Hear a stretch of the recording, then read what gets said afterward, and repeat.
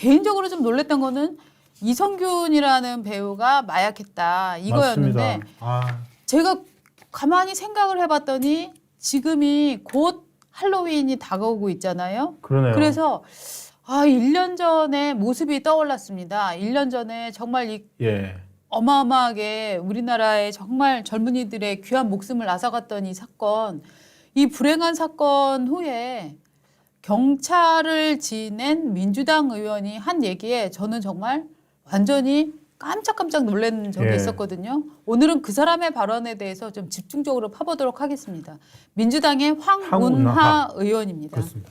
황운하 의원은 청장도 했었죠? 예, 울산지방경찰청장을 했었죠. 네. 그리고 이제 소위 말하는 이제 그 선거 개입 사건에 네. 깊이 연루되어 있었고, 네. 그 당시 조국 민정수석이었고, 그리고는 이제 공천을 이 사건이 사건 수사가 진행 중인 가운데 민주당 공천을 받고 네. 그 국회의원이 되었죠. 네. 초선. 지금 저 황운하 씨가 11월 2일 그러니까 지난해 할로윈 참사가 일어나고 나서 며칠이 지나지 않은 한 너댓새 그렇죠. 지나고 나서 할로윈 그때 참사가 10월 29일이었거든요. 네. 그러니까 불과 4월 만이었어요. 네. 그리고 사흘 만에 뉴스공장에 출연해서 이렇게 얘기를 했습니다.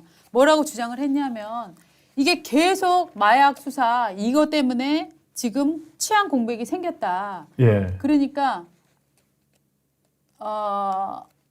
그러니까 지금 문제가 당시 얘기되고 있었던 것들이 왜 경찰이 없었냐. 당시에 저렇게 인파가 몰릴 줄 알았으면 경찰을 배치해야 되는데 경찰이 안 보였다.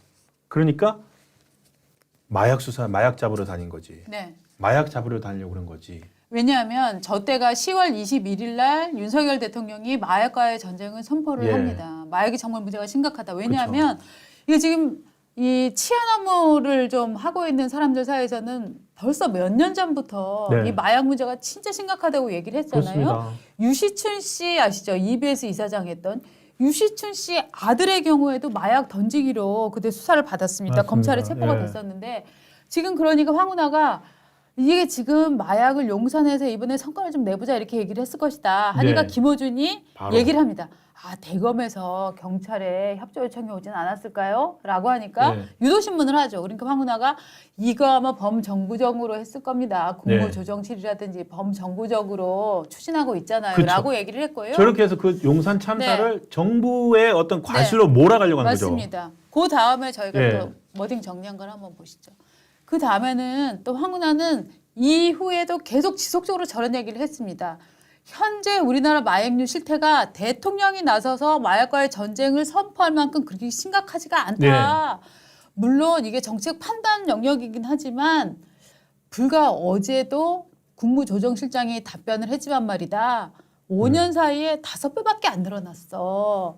이걸 가지고 대통령이 나서서 법무장관이 나서서 마약과의 전쟁 이렇게 얘기하는 건 이게 아주 의도가 불손한 것이다. 네.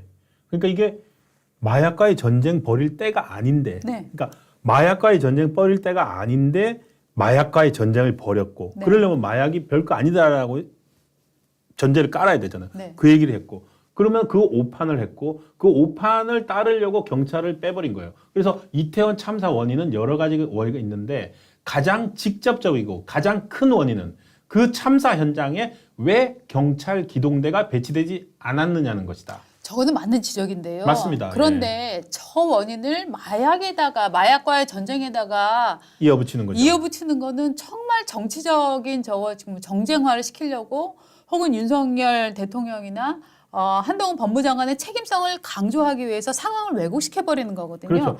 그 다음에 또 한번 보겠습니다. 예. 저 검찰이 깡패를 왜 잡느냐 이런 얘기를 했어요. 세상에 어느 나라 검찰이 깡패 잡는다고 설치냐 이런 얘기를 했어요. 그 다음에 저 밑에 한번 읽어주세요. 한 줌도 안 되는. 한 줌도 안 되는 검찰 패권주의자들에게 대한민국이 통째로 넘어갔습니다. 다 보입니다. 조금 줄여주셔도 됩니다. 뒤쪽에 합니다. 자고 나면 압수수색이 벌어지고 줄이셔도 돼요. 벌어집니다. 제1야당 대표를 범죄자로 낙인 찍으려는 시도가 허구한 날 계속되고 있습니다. 지금의 무절제한 검찰권 행사는 법과 원칙을 내세운 국가 폭력입니다.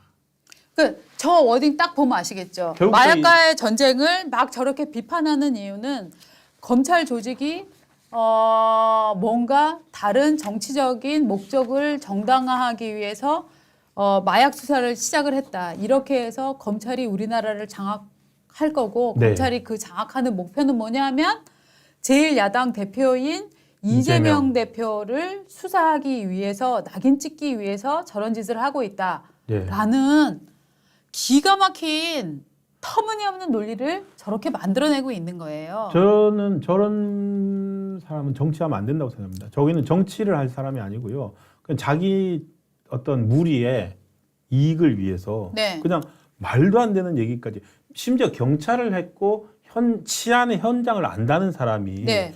마약은 아무것도 아니야. 마약 5배 겨우 5배 늘었을 뿐이야.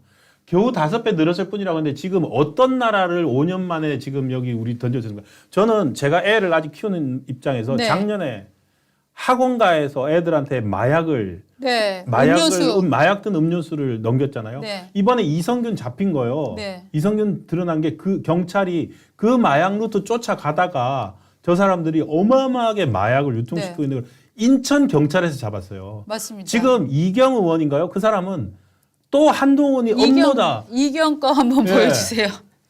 지금 울프 레마트님이 지금 황운하도 저렇게 작년에 음모론 했는데 네. 이것도 음모론이에요 또. 네, 저 이경 음모론 한번 보시죠. 이경이 저 민주당 청년 위원회 이런 사람이죠? 네, 네. 저기 여자라는 거 알고 있는데 지금 이거예요. 그러니까 김성희 비서관 학포 그거 덮으려고 이성균 배우 마약 투약 의혹으로 뿌렸다. 이거 아닙니까?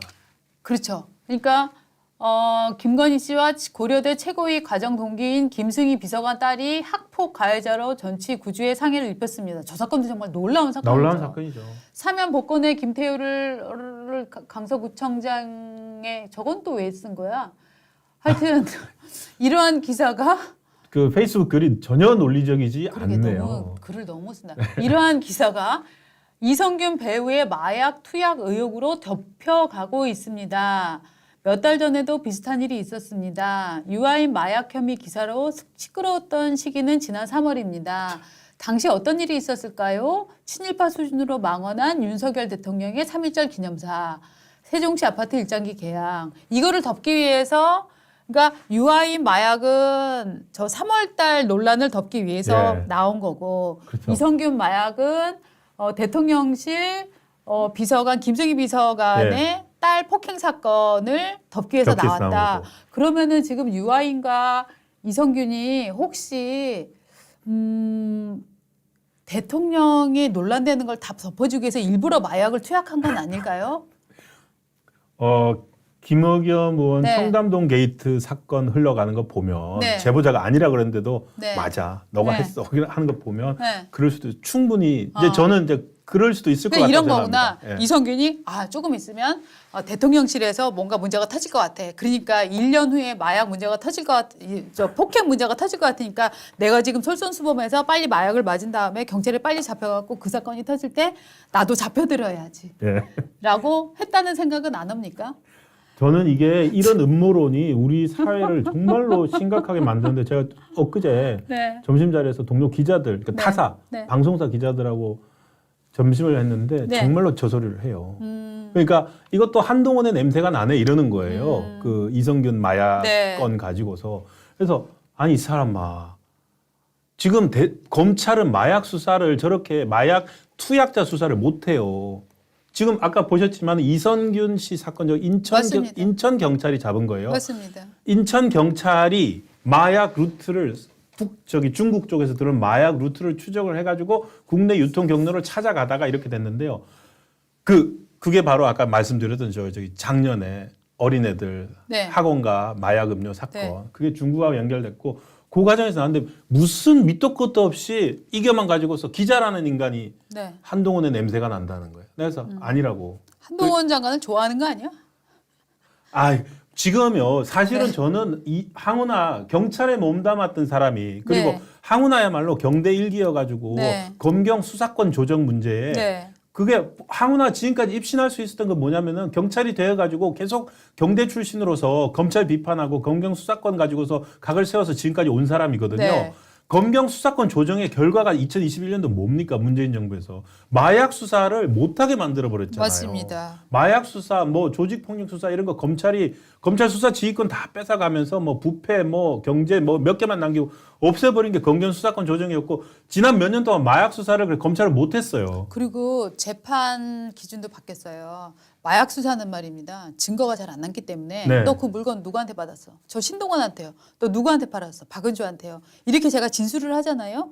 그럼 그게 진술 조서가 효력이 있었어요. 근데 제가 재판에 가서 그거 제가 말하긴 했는데 아닌데 라고 하잖아요. 네. 뒤집잖아요. 네. 그럼 과거에는 재판장이 아니야 너 지금 와서 뒤집는 것 같고 네가 검찰에서 진술하고 사인한 거 보니까 네 말이 맞는 것 같아. 이거 네가 지금 부인하지만 나 부인 효력 안 받고 진술 조서만 믿겠어라고 얘기할 수 있었거든요. 근데 지금 재판에서는요. 네.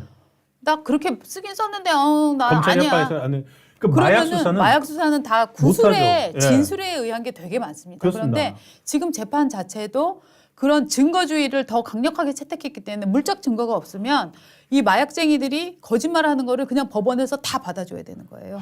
이 정권은 네. 지난 정권이죠. 저 문재인 정부 시절에 도대체 마약과 관련해서 무슨 일이 있었는지 모르겠습니다. 그러니까요. 울프 레마트님이 저 정도면 황 씨부터 마약 검사해봐야 되는 것 아닌가? 그러니까 너무 마약 친화적으로 네. 만들어놨어요. 네, 그러니까 근데 그 마약이 네. 상당수가 중국에서 들어옵니다. 맞습니다. 그리고 북한의 외화벌이 수단입니다. 맞습니다. 그리고 우리의 자라는 미래를 좀먹는 거기 때문에 네, 우리나라가 마약은 그나마 잡아서 마약 청정국이라는 게 어떻게 네. 본다면 우리나라 검찰과 경찰이 자부심이었는데 네, 이제 더 이상 마약 청정국도 아닙니다. 오늘 아침 동아일보가 사면 톱으로 쓴 거 보면은 대학가에 마약 광고가 뿌려져요. 네. 이선균 이렇게 뭐 연예인이나 뭐 특정 재벌 뭐 이런 문제가 네. 아니라 학원가뿐만이 아니라 우리 애들 다니는 대학에 이렇게 명함에다가 마약 그 대마 액상 판매해서 QR 코드까지 박아서 네. 뿌리고 다니고 있다는 게 지금의 현실인데 네.